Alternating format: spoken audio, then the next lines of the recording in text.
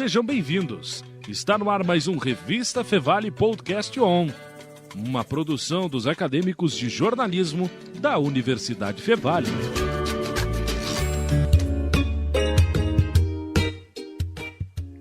Olá, queridos ouvintes, estamos começando mais um Podcast On. Meu nome é Gianluca Coimbra e estou acompanhado pela técnica do Carlos Roberto Pereira, mas só virtualmente, porque estamos nos protegendo da Covid-19. E já que eu toquei em Covid-19, eu já dou um spoiler de que esse episódio tem tudo a ver com a pandemia e com as produções científicas realizadas durante a pandemia. Mas antes de qualquer coisa, aproveita para nos curtir lá em facebook.com/podcastonrevistafevale e acompanhar os nossos conteúdos sempre verificados. Tudo bem, mas faz mais de um ano que a pandemia da Covid-19 mudou nossas vidas. Mas as coisas teriam sido muito diferentes se não fosse a atuação dos nossos médicos e cientistas, que além de sobrecarregarem suas rotinas, se dedicaram a pesquisar as causas e efeitos de tudo o que se sabe sobre o coronavírus. E toda pesquisa séria e verificada tem métodos e etapas. A primeira dessas etapas, caso a pesquisa envolva seres humanos, é a submissão e a verificação dos comitês de ética em pesquisa, que tocam os projetos para frente e mudam a nossa percepção de mundo. Hoje nós recebemos a coordenadora do CEP, o Comitê de Ética em Pesquisa da Universidade Fevale, também professora da graduação em quiropraxia, professora Raniele Gellen Zappellini, para nos falar sobre o comitê e também sobre o evento realizado pelo CEP, o Café da Ética. Professora, seja muito bem-vinda ao Podcast On. Muito obrigado. É um prazer estar aqui conversando com vocês. Eu dei uma explicação um pouco ampla sobre a atuação do CEP, professora, mas ele vai bem além da pesquisa nessa área específica, né? E nesse tema específico de coronavírus, certo? Pode nos falar um pouco mais sobre a atuação do CEP? Claro. O Comitê, né, de Ética em Pesquisa, ele é uma equipe multidisciplinar, né, de professores, enfim, pesquisadores. Ele tem esse caráter consultivo, deliberativo e educativo sobre os aspectos éticos. Então, a gente, obviamente, analisa projetos de pesquisa, né? Então, a gente vai dar pareceres e, dependendo do tipo de projeto, esses projetos vão à Comissão Nacional de Ética em Pesquisa, né? Eles têm que ser passados depois para a comissão. Alguns projetos menores, né?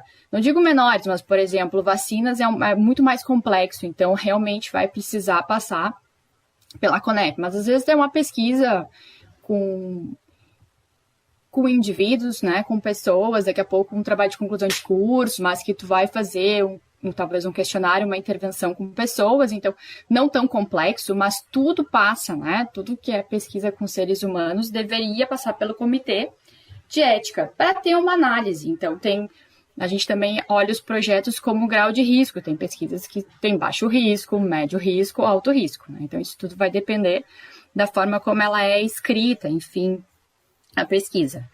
Então, a gente tem essa análise mais direcionada aos projetos de pesquisa, mas tem um papel educativo, e aí o Café da Ética é uma forma de fazer. A gente, na verdade, dá, não digo consultorias, mas, enfim, algumas pessoas nos procuram para tirar algumas dúvidas, né? Então, o que a gente puder ajudar, enfim, né? Nessa área, a gente está sempre disponível. O CEP faz análises de pesquisas em seres humanos. E agora, durante a pandemia, os seres humanos estão, ou pelo menos deveriam estar, um pouco impossibilitados de serem pesquisados mais de perto. O CEP criou algum tipo de medida temporária para avaliar as pesquisas, a importância dessas pesquisas, talvez, durante a pandemia? A gente, na verdade, também, né, fazia tudo de forma presencial, as reuniões, apesar de todo o processo ele ser já digitalizado, né, tudo plataformas, enfim. Então, a gente também nem usa mais papel há muito tempo, apesar que todas as assinaturas, dependendo dos tipos de pesquisas, as resoluções, pelo menos da saúde, tu tem que assinar ainda a punho, né, então tem outras pesquisas que não precisam, enfim, isso aí depende do grau, do tipo de pesquisa, mas o que acontece muito e que veio muita pesquisa, veio pesquisas online, né? Então, questionários que os alunos talvez fariam de uma forma presencial, eles estão usando a plataforma online para fazer, né? Estão enviando, enfim, às vezes por algum programa, e aí a gente está analisando essas pesquisas, né, desse tipo, e a gente também recebeu o ano passado, porque aí pela própria Comissão Nacional a gente também recebe projetos, porque os projetos, a maioria dos nossos projetos partem da Universidade Fevale, não é? Mas a gente também acaba recebendo projetos ao redor ou de locais que não tem comitê, né, ou daqui a pouco, não sei, numa clínica que quer fazer uma pesquisa, um hospital acaba mandando para nós analisar. Na verdade, não manda para nós, né? Manda para a CONEP, para a Comissão Nacional de Ética em Pesquisa, e por proximidade ela vai, né, ela reenvia para o nosso comitê, então a gente recebe a partir deles. Então a gente recebeu alguns projetos relacionados especificamente à Covid-19, né? Então a gente analisou, e aí tudo que era antes a gente demorava, assim, não é que demorava, mas tinha um trâmite de 30 dias para o nosso comitê, e daí 30 dias para a Comissão Nacional, em função de várias etapas. Todas as pesquisas relacionadas, então, ao Covid foram feitas emergencial. Então, a gente tem 7 dias para dar um parecer, e depois a CONEP tinha mais ou menos 7 dias. Então, a gente encurtou muito o prazo. Então, quando a gente recebia, a gente se mobilizava muito, logo marcava as reuniões e fazia, né, em função do caráter emergencial. Falando sobre Covid, justamente porque essa é uma área de interesse imediato e importantíssimo de se pesquisar, a Fevale tem saído na frente com diversas descobertas e artigos sobre o tema. Como vocês recebem essas pesquisas? Qual a quantidade, o volume de pesquisa que tem sido trazido, não sei se somente na área científica, médica, sobre Covid? Olha, vou te dizer que o ano passado a gente recebeu mais, tá? Mas não é um grande, assim, volume. Tem, né? Tem, claro. É que, normalmente, uma pesquisa, ela é grande, sabe? E a partir de uma pesquisa, um projeto grande de pesquisa, vai partir, né, artigos, entende? Então, às vezes, tu vai ver várias coisas que fazem parte de um pacote só. Não sei se tu me entende. Entendo. É um grande projeto. E demandas de outras áreas também dentro de Covid.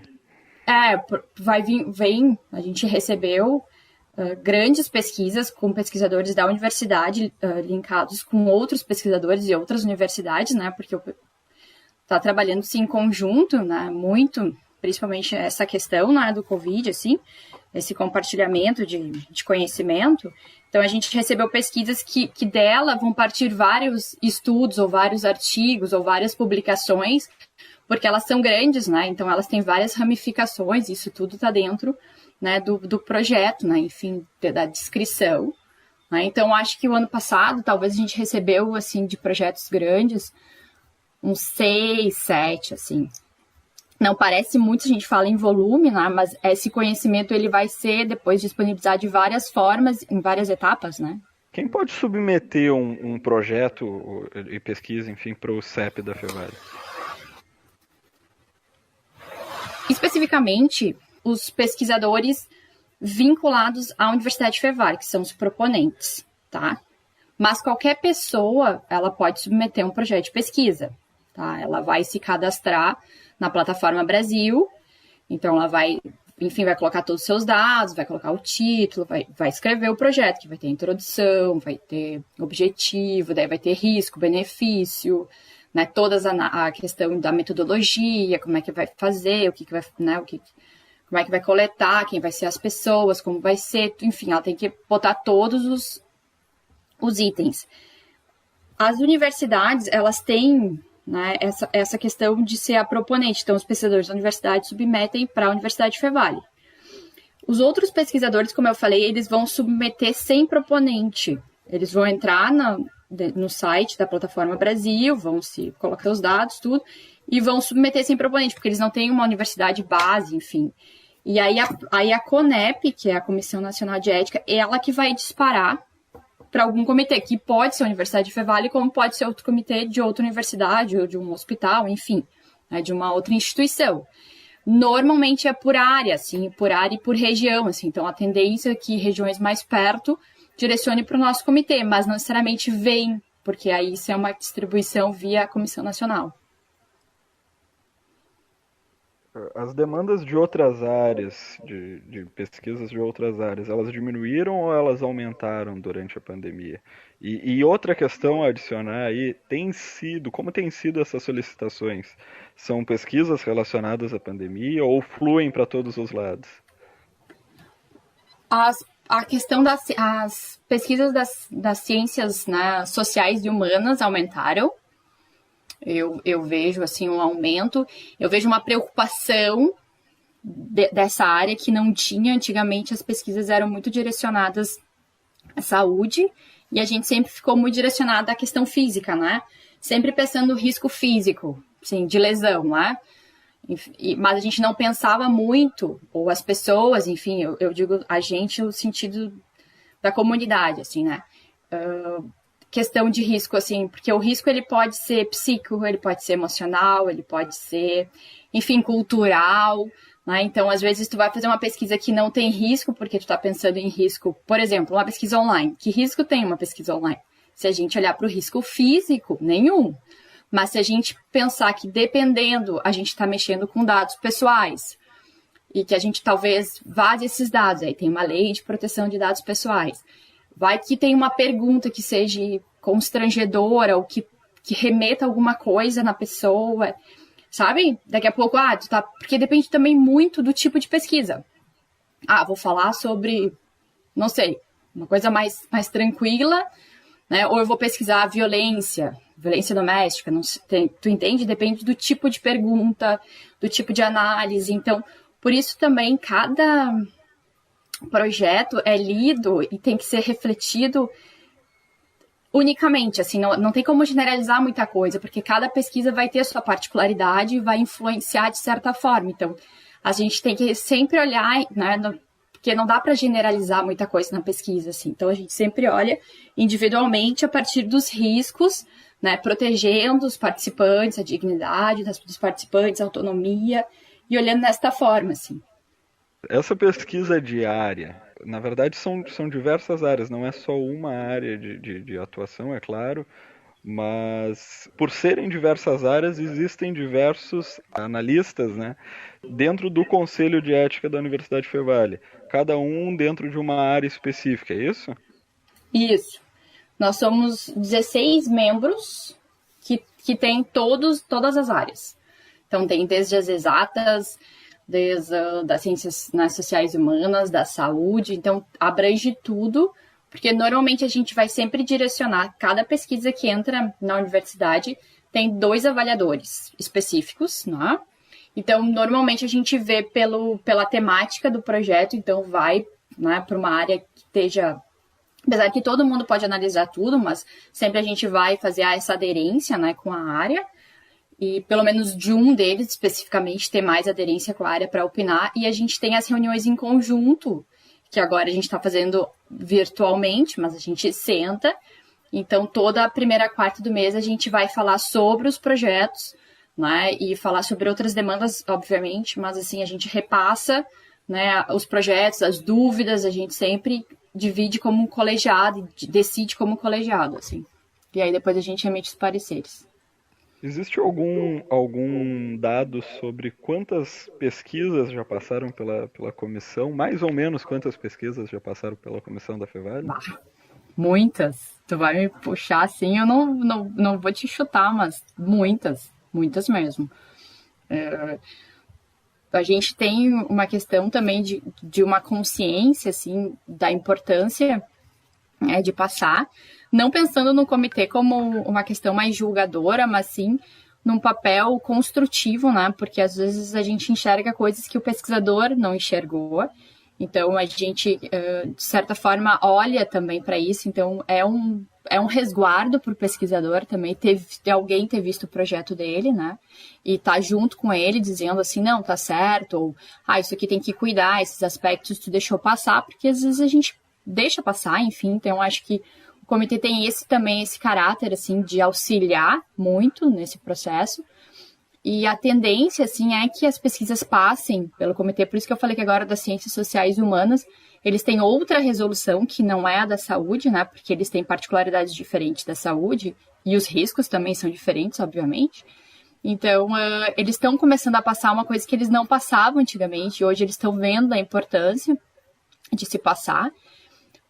Olhando na área de publicação, né, a saúde, ultimamente, né, faz um tempo já, que para te publicar numa revista, né, científica da área da saúde, tem que passar pelo comitê, né, dificilmente eles vão aceitar um trabalho que não passou, que não é ainda, acho que a realidade das ciências sociais humanas, posso estar equivocada, mas, né, pelo que eu sei, mas existe todo esse movimento de se passar, de verificar que é importante, enfim, dessa preocupação. Então, eu acho que é uma preocupação nossa, assim, e da instituição, para não digo validar, né, mas dar um aporte, talvez, um suporte maior, assim. Certo, essa foi a coordenadora do CEP, o Comitê de Ética em Pesquisa da Universidade Fevale, também professora da graduação em quiropraxia, professora Raniele Gellen Zappellini.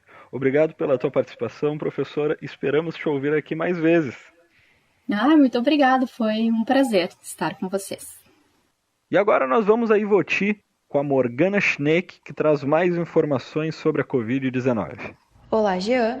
Olá, queridos ouvintes. Dados da última segunda-feira, divulgados pela Secretaria Estadual de Saúde, marcam mais de 19 mil mortos pela Covid-19 no Rio Grande do Sul. Em relação a 2 semanas atrás, houve uma redução de 23% no número de novos infectados.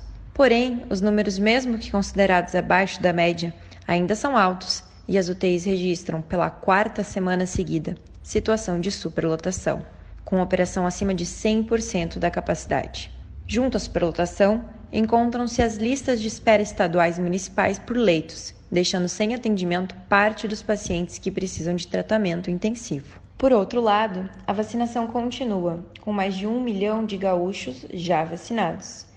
Em números, cerca de 9,25% da população gaúcha já recebeu a primeira dose.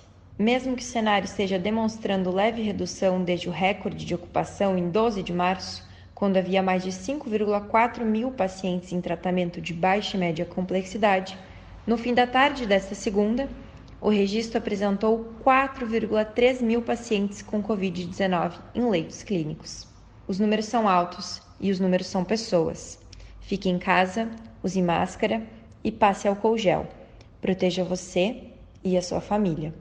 Para o podcast Revista Fevale, com o Drop Saúde, Morgana Schneck. Obrigado, Morgana. E assim acaba mais um Podcast Show. Nós temos na técnica de áudio Carlos Roberto Pereira e o Reinaldo Silveira. A produção é minha, Jean-Luca Coimbra, e da Morgana Schneck. E também contamos com o apoio audiovisual do Marcelo Dornelles. A orientação é do professor Marcos Santuário. Não esquece de nos curtir e acompanhar no facebook.com/podcast Revista Fevale. Obrigado a todos e até a próxima.